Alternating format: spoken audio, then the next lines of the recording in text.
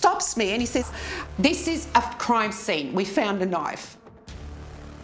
And in that moment, all I said was, "What? My God, he killed her!" Oh my God, he killed her. This is what the mother said upon returning home to find her house turned into a crime scene. She had no idea who the victim was until authorities told her it was her daughter. Today we'll delve into the heinous crime that claimed the life of a young woman named Silit Manu. If you're a fan of horror and mystery, don't forget to subscribe to the channel, hit the like button and turn on notifications so you never miss a chilling story. This young woman was born to Australian parents and was known among her friends for her kind heart. She always gave her best effort to spread positivity among others. Her story began when she was 23 years old, working at a company in Melbourne, Australia. It was there that she met her boyfriend, but they didn't spend much time together, as she was tragically murdered shortly afterward. There was another man who worked with Silit at the call center, a 36-year-old named Luay Sako. Luay was an Australian of Iraqi descent who had migrated to Australia with his parents and 4 siblings in 1992. He started working at the call center in 2018, but was known to be highly introverted and not very dedicated to his job, which led to his dismissal after only a year of employment. During the year Luay spent working under Silit's leadership, she was the team leader. The two barely interacted. They weren't friends, nor were they close in any way.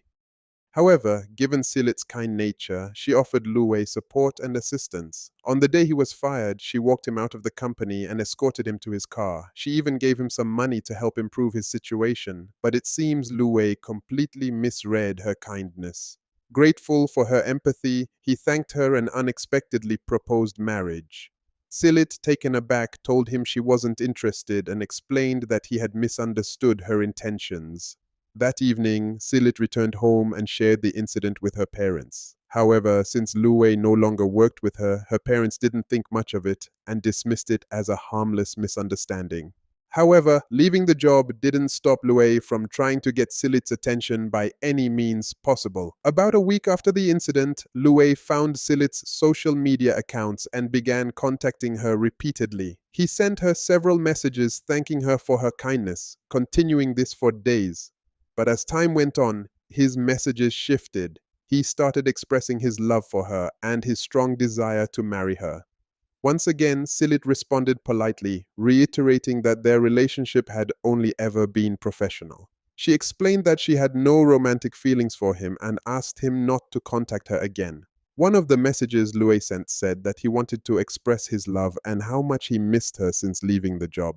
In response, Silit wrote back, explaining that she didn't wish to continue the conversation and wished him the best in his future endeavors.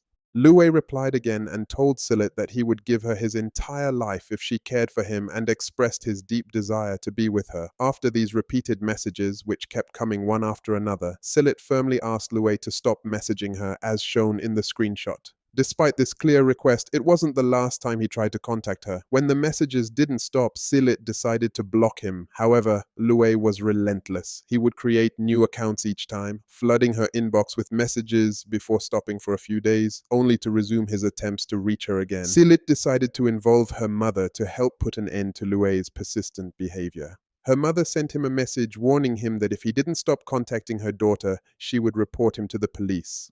Luay responded, claiming there was no need for Silit to be afraid of him. Her mother replied, emphasizing that all they wanted was for him to stop contacting Silit and informed him that she would block this account as well. Despite these warnings, Luay's behavior escalated. After months of sending messages, by December 2019, his tone shifted from admiration to overly romantic and inappropriate. He began describing her physical appearance in detail. According to her family, some of the messages were so vulgar and disrespectful that they couldn't even be shared publicly.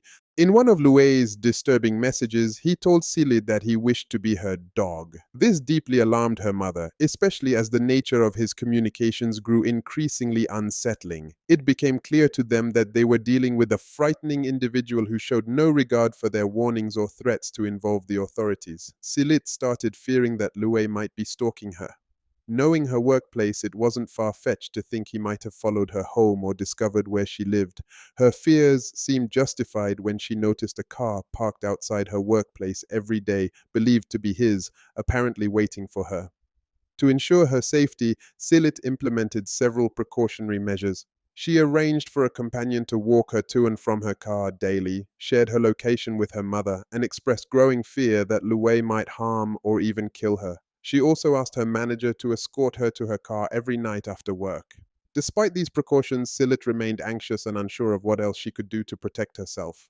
In early 2020, Silit's mother decided it was time to involve the authorities. They went to the local police to report the situation. However, the initial response was disheartening. The officer dismissed their concerns, stating that no crime had been committed, and as a result, the police could not take any action. By July of the same year, after Luay's messages continued to escalate in frequency and intensity, the family returned to the police station. This time, they brought printed copies of all the disturbing messages he had sent. Fortunately, one officer took the matter seriously. Recognizing the potential danger, the officer arranged for personal security to accompany Silit, ensuring her safety. In addition, Luay was formally warned to cease all communication with Silit. Despite this intervention, Silit and her family were left wondering if it was enough to protect her from further harassment.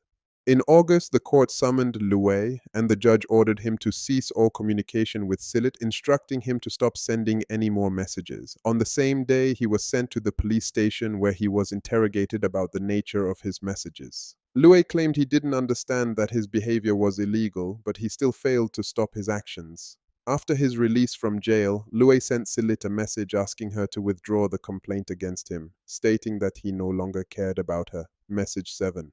However, this message only increased Silit's mother's fear. In the message, Luay placed the blame on Silit, and her mother became convinced that Luay might do something drastic in retaliation. Following this, Luay stopped sending messages and disappeared from Silit's life.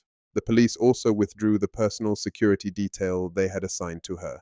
Feeling a sense of relief, Silit eventually announced her engagement to a man named Chris, posting a photo of them together on her personal page. The girl did not anticipate the dire consequences of posting that picture. The next morning, her mother heard the sound of glass shattering and immediately rushed to her daughter's room.